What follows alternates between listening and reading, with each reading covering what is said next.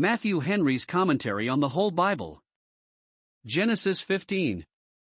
In this chapter we have a solemn treaty between God and Abram concerning a covenant that was to be established between them.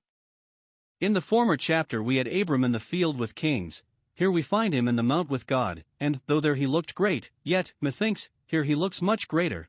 That honor have the great men of the world, but this honor have all the saints. The covenant to be settled between God and Abram was a covenant of promises. Accordingly, here is a general assurance of God's kindness and goodwill to Abram, verse 1. 2. A particular declaration of the purposes of his love concerning him, in two things: 1. That he would give him a numerous issue, verses 2 to 6. 2. That he would give him Canaan for an inheritance, verses 7 to 21. Either an estate without an heir, or an heir without an estate, would have been but a half comfort to Abram. But God ensures both to him, and that which made these two, the promised seed and the promised land, comforts indeed to this great believer was that they were both typical of those two invaluable blessings, Christ and heaven, and so, we have reason to think, Abram eyed them. God's covenant with Abram, 1913 BC. 1. After these things the word of the Lord came unto Abram in a vision, saying, Fear not, Abram, I am thy shield, and thy exceeding great reward. Observe here, 1. The time when God made this treaty with Abram, after these things. 1. After that famous act of generous charity which Abram had done, in rescuing his friends and neighbors out of distress, and that, not for price nor reward. After this, God made him this gracious visit. Note, those that show favor to men shall find favor with God. 2. After that victory which he had obtained over 4 kings. Lest Abram should be too much elevated and pleased with that, God comes to him, to tell him he had better things in store for him. Note, a believing converse with spiritual blessings is an excellent means to keep us from being too much taken up with temporal enjoyments. The gifts of common providence are not comparable to those of covenant love. 2. The manner in which God conversed with Abram. The word of the Lord came unto Abram, that is, God manifested himself and his will to Abram, in a vision, which supposes Abram awake, and some visible appearances of the Shekinah, or some sensible token of the presence of the divine glory. Note, the methods of divine revelation are adapted to our state in a world of sense. 3. The gracious assurance God gave him of his favor to him. 1. He called him by name Abram, which was a great honor to him, and made his name great, and was also a great encouragement and assistance to his faith. Note, God's good word does us good when it is spoken by his Spirit to us in particular, and brought to our hearts. The word says, Ho, every one, Isaiah 55 verse 1, the Spirit says, Ho, such a one. 2. He cautioned him against being disquieted and confounded. Fear not, Abram. Abram might fear lest the 4 kings he had routed should rally again, and fall upon him to his ruin. No, says God, fear not. Fear not their revenges, nor thy neighbor's envy, I will take care of thee. Note, 1. Where there is great faith, yet there may be many fears, 2 Corinthians 7 verse 5. 2. God takes cognizance of his people's fears though ever so secret, and knows their souls, Psalm 31 verse 7. 3. It is the will of God that his people should not give way to prevailing fears, whatever happens. Let the sinners in Shaun be afraid, but fear not, Abram. 3. He assured him of safety and happiness, that he should forever be, 1. As safe as God himself could keep him. I am thy shield, or, somewhat more emphatically, I am a shield to thee, present with thee, actually caring for thee. See 1 Chronicles 17 verse 24. Not only the God of Israel, but a God to Israel. Note, the consideration of this, that God himself is, and will be, a shield to his people to secure them from all destructive evils, a shield ready to them, and a shield round about them, should be sufficient to silence all their perplexing tormenting fears. 2. As happy as God himself could make him, I will be thy exceedingly great reward, not only thy rewarder, but thy reward. Abram had generously refused the rewards which the king of Sodom offered him, and here God comes, and tells him he shall be no loser by it. Note, 1. The rewards of believing obedience and self-denial are exceedingly great, 1 Corinthians 2 verse 9. 2. God himself is the chosen and promised felicity of holy souls chosen in this world, promised in a better. He is the portion of their inheritance and their cup. 2. And Abram said, Lord God, what wilt thou give me, seeing I go childless, and the steward of my house is this Eliezer of Damascus? 3. And Abram said, Behold, to me thou hast given no seed, and, lo, one born in my house is mine heir. 4. And, behold, the word of the Lord came unto him, saying, This shall not be thine heir, but he that shall come forth out of thine own bowels shall be thine heir. 5. And he brought him forth abroad, and said, Look now toward heaven, and tell the stars, if thou be able to number them. And he said unto him, So shall thy seed be. 6. And he believed in the Lord, and he counted it to him for righteousness. We have here the assurance given to Abram of a numerous offspring which should descend from him, in which observe. 1. Abram's repeated complaint, verses 2 and 3. This was that which gave occasion to this promise. The great affliction that sat heavy upon Abram was the one of a child, and the complaint of this he here pours out before the Lord, and shows before him his trouble, Psalm 142 verse 2. Note, though we must never complain of God, yet we have leave to complain to him, and to be large and particular in the statement of our grievances, and it is some ease to a burdened spirit to open its case to a faithful and compassionate friend, such a friend God is, whose ear is always open. Now his complaint is fourfold. 1. That he had no child, verse 3. Behold, to me thou hast given no seed, not only no son, but no seed. If he had had a daughter, from her the promised Messiah might have come, who was to be the seed of the woman, but he had neither son nor daughter. He seems to lay an emphasis on that to me. His neighbors were full of children, his servants had children born in his house. But to me, he complains, thou hast given none, and yet God had told him he should be a favorite above all. Note, those that are written childless must see God writing them so. Again, God often withholds those temporal comforts from his own children which he gives plentifully to others that are strangers to him. 2. That he was never likely to have any, intimated in that I go, or I am going, childless, going into years, going down the hill apace, nay, I am going out of the world, going the way of all the earth. I die childless, so the LXX. I leave the world, and leave no child behind me. 3. That his servants were for the present, and were likely to be to him instead of sons. While he lived, the steward of his house was Eliezer of Damascus. To him he committed the care of his family and estate, who might be faithful, but only as a servant, not as a son. When he died, one born in his house would be his heir, and would bear rule over all that for which he had labored, Ecclesiastes 2 verses 18 and 19, and 21. God had already told him that he would make of him a great nation, chapter 12 verse 2, and his seed as the dust of the earth, chapter 13:16, but he had left him in doubt whether it should be his seed begotten or his seed adopted, by a son of his loins or only a son of his house. Now, Lord, says Abram, if it be only an adopted son, it must be one of my servants, which will reflect disgrace upon the promised seed, that is to descend from him. Note, while promised mercies are delayed, our unbelief and impatience are apt to conclude them denied. 4. That the want of a son was so great a trouble to him that it took away the comfort of all his enjoyments. Lord, what wilt thou give me? All is nothing to me, if I have not a son. Now, 1. If we suppose that Abram looked no further than a temporal comfort, this complaint was culpable. God had, by his providence, given him some good things, and more by his promise, and yet Abram makes no account of them, because he has not a son. It did very ill become the father of the faithful to say, What wilt thou give me, seeing I go childless, immediately after God had said, I am thy shield, and thy exceedingly great reward. Note, those do not rightly value the advantages of their covenant relation to God and interest in him who do not think them sufficient to balance the want of any creature comfort whatever. But 2. If we suppose that Abram, herein, had an eye to the promised seed, the importunity of his desire was very commendable, all was nothing to him, if he had not the earnest of that great blessing, and an assurance of his relation to the Messiah, of which God had already encouraged him to maintain the expectation. He has wealth and victory and honor, but, while he is kept in the dark about the main matter, it is all nothing to him. Note, till we have some comfortable evidence of our interest in Christ and the new covenant, we should not rest satisfied with anything else.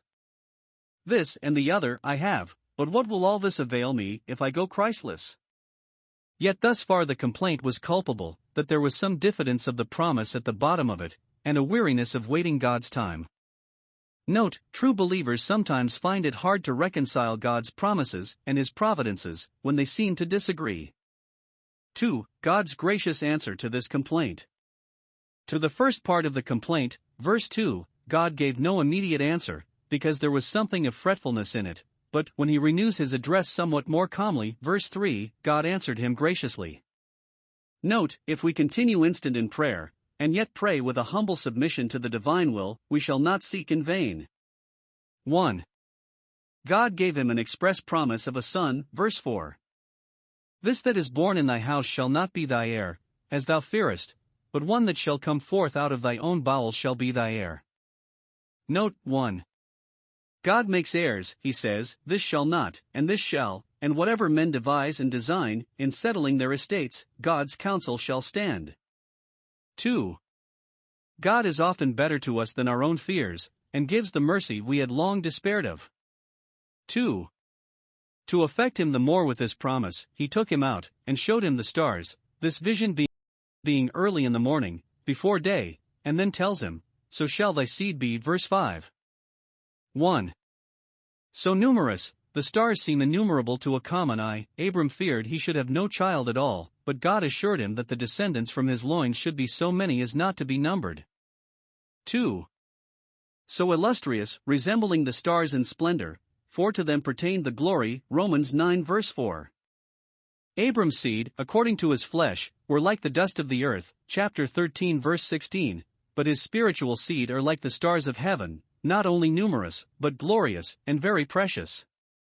3. Abram's firm belief of the promise God now made him, and God's favorable acceptance of his faith, verse 6. 1. He believed in the Lord, that is, he believed the truth of that promise which God had now made him, resting upon the irresistible power and the inviolable faithfulness of Him that made it. Hath He spoken, and shall He not make it good? Note, those who would have the comfort of the promises must mix faith with the promises. See how the apostle magnifies this faith of Abram, and makes it a standing example, Romans 4 verses 19 to 21. He was not weak in faith, he staggered not at the promise, he was strong in faith, he was fully persuaded. The Lord works such a faith in every one of us. Some think that his believing in the Lord respected, not only the Lord promising, but the Lord promised, the Lord Jesus, the mediator of the new covenant. He believed in Him, that is, received and embraced the divine revelation concerning Him, and rejoiced to see His day, though at so great a distance, John 8 verse 56. 2. God counted it to him for righteousness, that is, upon the score of this he was accepted of God, and, as the rest of the patriarchs, by faith he obtained witness that he was righteous, Hebrews 11 verse 4.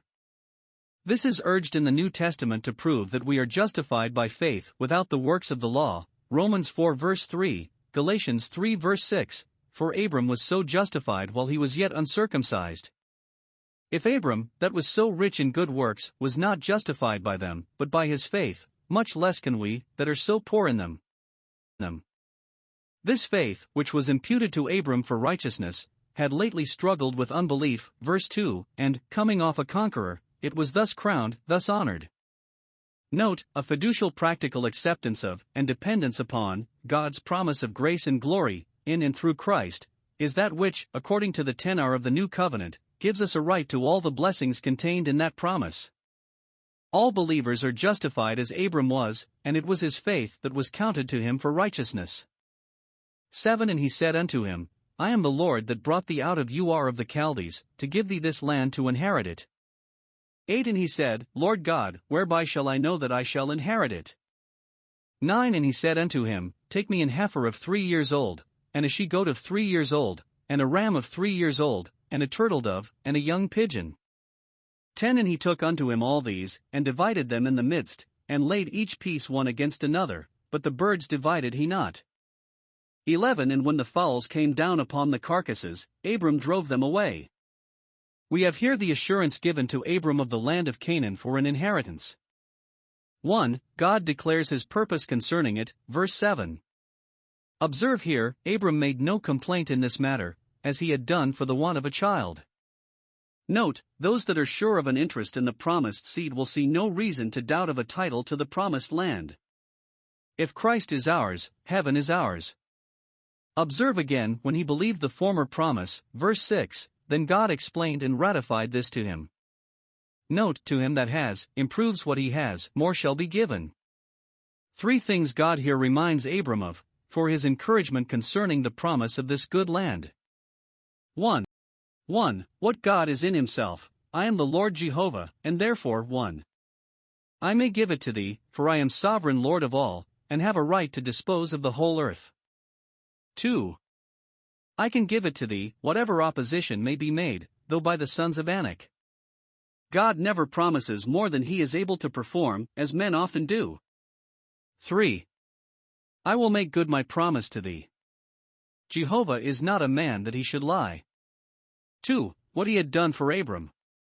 He had brought him out of Ur of the Chaldees, out of the fire of the Chaldees, so some, that is, either from their idolatries, for the Chaldeans worship the fire, or from their persecutions. The Jewish writers have a tradition that Abram was cast into a fiery furnace for refusing to worship idols, and was miraculously delivered. It is rather a place of that name.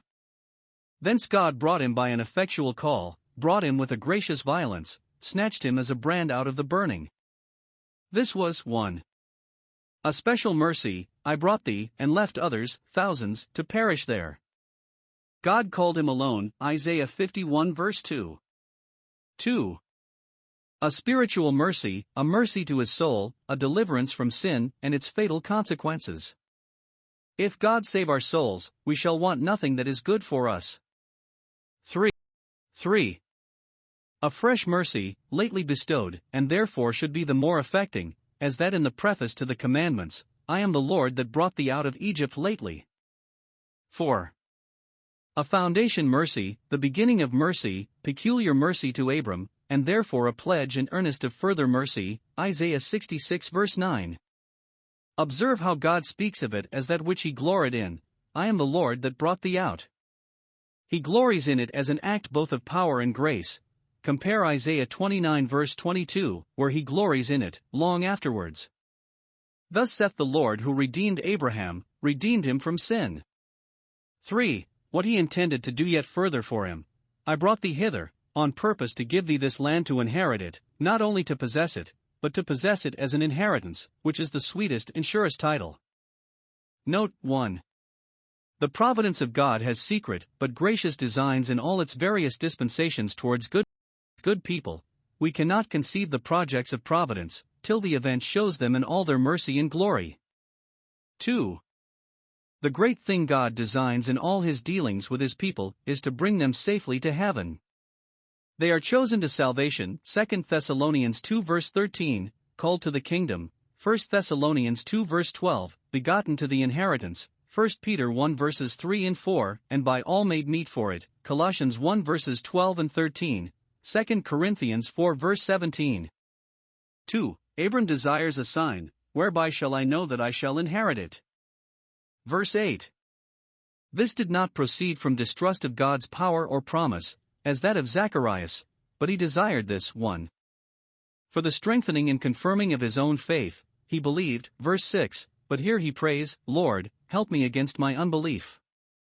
Now he believed, but he desired a sign to be treasured up against an hour of temptation, not knowing how his faith might, by some event or other, be shocked and tried. Note, we all need, and should desire, helps from heaven for the confirming of our faith, and should improve sacraments which are instituted signs for that purpose. See Judges 6 verses 36 to 40, 2 Kings 20 verses 8 to 10, Isaiah 7 verses 11 and 12. 2. For the ratifying of the promise to his posterity, that they also might be brought to believe it. Note, those that are satisfied themselves should desire that others also may be satisfied of the truth of God's promises. John sent his disciples to Christ, not so much for his own satisfaction as for theirs, Matthew 11 verses 2 and 3. Canaan was a type of heaven.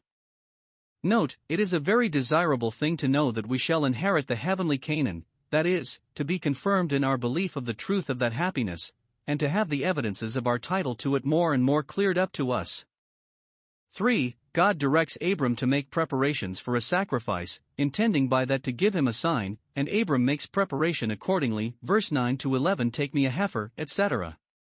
Perhaps Abram expected some extraordinary sign from heaven, but God gives him a sign upon a sacrifice.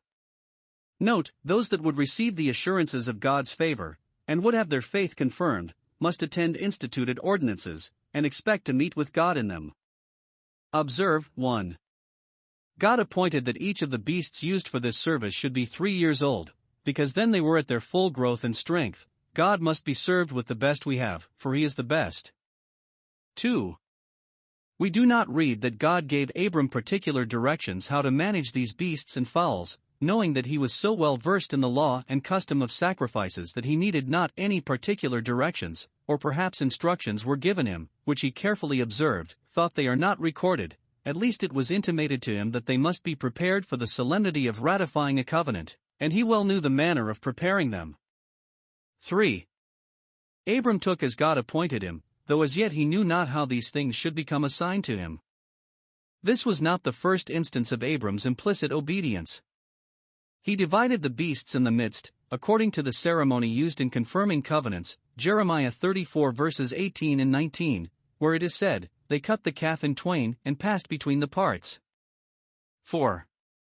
Abram, having prepared according to God's appointment, now set himself to wait for the sign God might give him by these, like the prophet upon his watchtower, Habakkuk 2 verse 1. While God's appearing to own his sacrifice was deferred, Abram continued waiting, and his expectations were raised by the delay. When the fowls came down upon the carcasses to prey upon them as common and neglected things, Abram drove them away. Verse 11, believing that the vision would, at the end, speak, and not lie. Note, a very watchful eye must be kept upon our spiritual sacrifices, that nothing be suffered to prey upon them, and render them unfit for God's acceptance. When vain thoughts, like these fowls, come down upon our sacrifices, we must drive them away, and not suffer them to lodge within us, but attend on God without distraction. 12 And when the sun was going down, a deep sleep fell upon Abram, and, lo, an horror of great darkness fell upon him.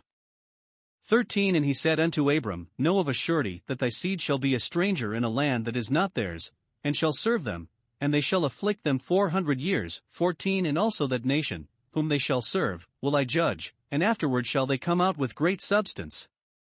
15 And thou shalt go to thy fathers in peace, thou shalt be buried in a good old age.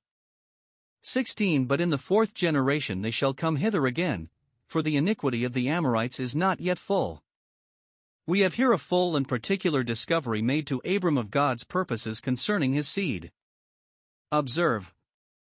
1. The time when God came to him with this discovery, when the sun was going down, or declining, about the time of the evening oblation, 1 Kings 18 verse 36, Daniel 9 verse 21.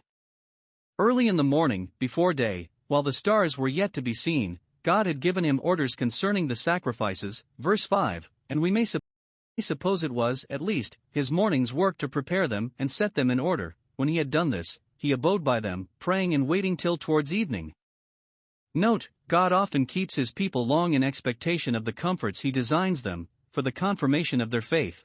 But though the answers of prayer, and the performance of promises, come slowly, yet they come surely. At evening time it shall be light. 2. The preparatives for this discovery. 1. A deep sleep fell upon Abram, not a common sleep through weariness or carelessness, but a divine ecstasy, like that which the Lord God caused to fall upon Adam, chapter 2:21, that, being hereby wholly taken off from the view of things sensible, he might be wholly taken up with the contemplation of things spiritual. The doors of the body were locked up, that the soul might be private and retired, and might act the more freely and like itself. 2. With this sleep, a horror of great darkness fell upon him. How sudden a change! But just before we had him solacing himself in the comforts of God's covenant, and in communion with him, and here a horror of great darkness falls upon him.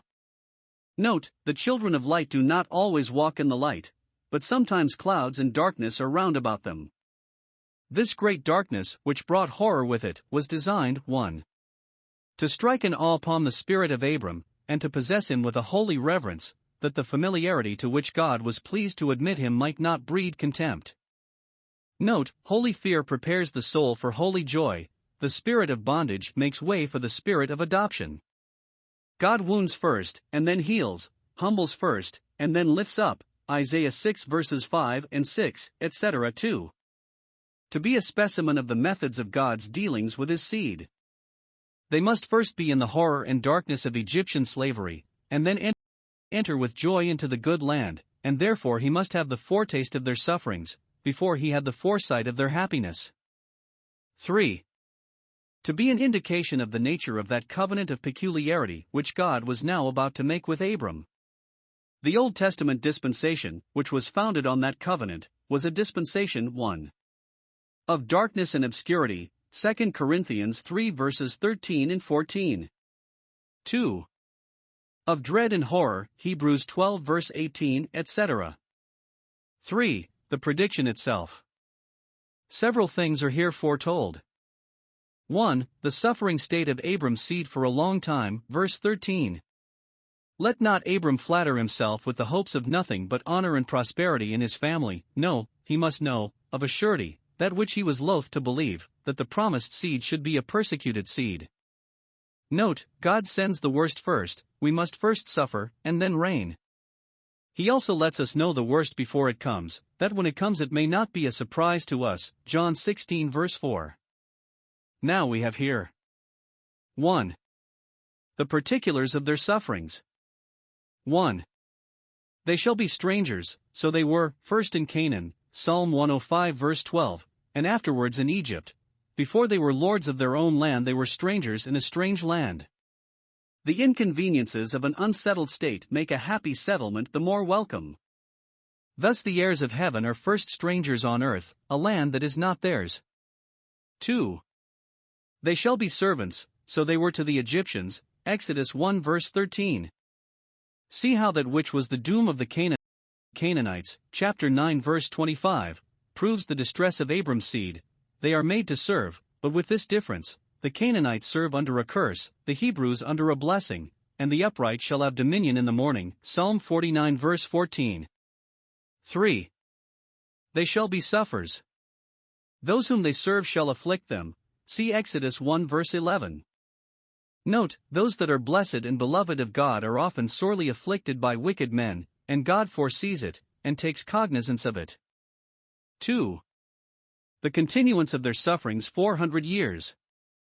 This persecution began with mocking, when Ishmael, the son of an Egyptian, persecuted Isaac, who was born after the Spirit, chapter 21:9, Galatians 4 verse 29. It continued in loathing, for it was an abomination to the Egyptians to eat bread with the Hebrews, chapter 43 verse 32, and it came at last to murder, the basest of murders, that of their newborn children, so that, more or less, it continued 400 years though, in extremity, not so many. This was a long time, but a limited time. 2. The judgment of the enemies of Abram's seed, that nation whom they shall serve, even the Egyptians, will I judge, verse 14. This points at the plagues of Egypt, by which God not only constrained the Egyptians to release Israel, but punished them for all the hardships they had put upon them. Note 1. Though God may suffer persecutors and oppressors to trample upon his people a great while, yet he will certainly reckon with them at last, for his day is coming, Psalm 37 verses 12 and 13. 2. The punishing of persecutors is the judging of them. It is a righteous thing with God and a particular act of justice, to recompense tribulations to those that trouble his people. The judging of the church's enemies is God's work. I will judge. God can do it, for he is the Lord, he will do it, for he is his people's God, and he has said, vengeance is mine, I will repay. To him therefore we must leave it, to be done in his way and time. 3. The deliverance of Abram's seed out of Egypt. That great event is here foretold, afterwards shall they come out with great substance. It is here promised, 1. That they should be enlarged, afterwards they shall come out, that is, either after they have been afflicted 400 years, when the days of their servitude are fulfilled, or after the Egyptians are judged and plagued, then they may expect deliverance. Note, the destruction of oppressors is the redemption of the oppressed. They will not let God's people go till they are forced to it. 2. That they should be enriched, they shall come out with great substance. This was fulfilled, Exodus 12 verses 35 and 36. God took care they should have, not only a good land to go to, but a good stock to carry with them. For their happy settlement in Canaan, verse 16. They shall not only come out of Egypt, but they shall come hither again, hither to the land of Canaan, wherein thou now art. The discontinuance of their possession shall be no defeasance of their right. We must not reckon those comforts lost forever that are intermitted for a time. The reason why they must not have the land of promise in possession till the fourth generation was because the iniquity of the Amorites was not yet full. Israel cannot be possessed of Canaan till the Amorites be dispossessed, and they are not yet ripe for ruin. The righteous God has determined that they shall not be cut off till they have persisted in sin so long, and arrived at such a pitch of wickedness, that there may appear some equitable proportion between their sin and their ruin, and therefore, till it come to that, the seed of Abram must be kept out of possession. Note 1. The measure of sin fills gradually. Those that continue impenitent in wicked ways are treasuring up unto themselves wrath. 2. Some people's measure of sin fills slowly. The Sodomites, who were sinners before the Lord exceedingly, soon filled their measure, so did the Jews, who were, in profession, near to God. But the iniquity of the Amorites was long in the filling up. 3. That this is the reason of the prosperity of wicked people, the measure of their sins is not yet full. The wicked live, become old, and are mighty in power, while God is laying up their iniquity for their children. Job 21 verses 7 and 19. See Matthew 23 verse 32, Deuteronomy 32 verse 34. 5. Abram's peaceful quiet death and burial, before these things should come to pass, verse 15. As he should not live to see that good land in the possession of his family, but must die, as he lived, a stranger in it, so, to balance this, he should not live to see the troubles that should come upon his seed, much less to share in them. This is promised to Josiah, 2 Kings 22 verse 20. Note, good men are sometimes greatly favored by being taken away from the evil to come, Isaiah 57 verse 1. Let this satisfy Abram that, for his part, 1. He shall go to his fathers in peace. Note 1. Even the friends and favorites of heaven are not exempted from the stroke of death. Are we greater than our father Abram, who is dead? John 8 verse 53. 2. Good men die willingly, they are not fetched, they are not forced, but they go, their soul is not required, as the rich fools, Luke 12 verse 20, but cheerfully resigned, they would not live always. 3. At death we go to our fathers, to all our fathers, that have gone before us to the state of the dead, Job 21 verses 32 and 33, to our godly fathers that have gone before us to the state of the blessed, Hebrews 12 verse 23. The former thought helps to take off the terror of death, the latter puts comfort into it. 4. Whenever a godly man dies, he dies in peace. If the way be piety, the end is peace, Psalm 37 verse 37. Outward peace, to the last, is promised to Abram. Peace and truth is his days, whatever should come afterwards, 2 Kings 20 verse 19, peace with God and everlasting peace, are sure to all the seed. 2. He shall be buried in a good old age. Perhaps mention is made of his burial here, where the land of Canaan is promised him, because a burying place was the first possession he had in it. He shall not only die in peace, but die in honor, die and be buried decently, not only die in peace, but die in season, Job 5 verse 26. Note 1. Old age is a blessing. It is promised in the fifth commandment, it is pleasing to nature, and it affords a great opportunity for usefulness. 2. Especially, if it be a good old age. Theirs may be called a good old age, first, that are old and healthful, not loaded with such distempers as make them weary of life. Secondly, that are old and holy, old disciples, Acts 21 verse 16, whose hoary head is found in the way of righteousness, Proverbs 16 verse 31, old and useful, old and exemplary for godliness, theirs is indeed a good old age. 17 And it came to pass, that, when the sun went down, and it was dark, behold a smoking furnace, and a burning lamp that passed between those pieces. 18 In the same day the Lord made a covenant with Abram, saying, Unto thy seed have I given this land, from the river of Egypt unto the great river, the river Euphrates. 19 The Kenites, and the Kenizzites, and the Cadmonites. 20 And the Hittites, and the Perizzites, and the Rephaims. 21 And the Amorites, and the Canaanites, and the Girgashites, and the Jebusites. Here is 1. The covenant ratified, verse 17. The sign which Abram desired was given, at length, when the sun had gone down, so that it was dark, for that was a dark dispensation. 1. The smoking furnace signified the affliction of his seed in Egypt. They were there in the iron furnace, Deuteronomy 4 verse 20, the furnace of affliction, Isaiah 48 verse 10, laboring in the very fire. They were there in the smoke, their eyes darkened, that they could not see to the end of their troubles, and themselves at a loss to conceive what God would do with them. Clouds and darkness were round about them. 2. The burning lamp denotes comfort in this affliction, and this God showed to Abram, at the same time that he showed him the smoking furnace. 1. Light denotes deliverance out of the furnace, their salvation was as a lamp that burneth, Isaiah 62 verse 1. When God came down to deliver them, he appeared in a bush that burned, and was not consumed, Exodus 3 verse 2. 2. The lamp denotes direction in the smoke. God's word was their lamp, this word to Abram was so, it was a light shining in a dark place. Perhaps this burning lamp prefigured the pillar of cloud and fire, which led them out of Egypt, in which God was. 3. The burning lamp denotes the destruction of their enemies who kept them so long in the furnace. See Zechariah 12 verse 6. The same cloud that enlightened the Israelites troubled and burned the Egyptians. 3. The passing of these between the pieces was the confirming of the covenant God now made with him, that he might have strong consolation, being fully persuaded that what God promised he would certainly perform. It is probable that the furnace and lamp, which passed between the pieces, burnt and consumed them, and so completed the sacrifice, and testified God's acceptance of it, as of Gideon's, Judges 6 verse 21, Manoah's, Judges 13 verses 19 and 20, and Solomon's, 2 Chronicles 7 verse 1. So it intimates, 1.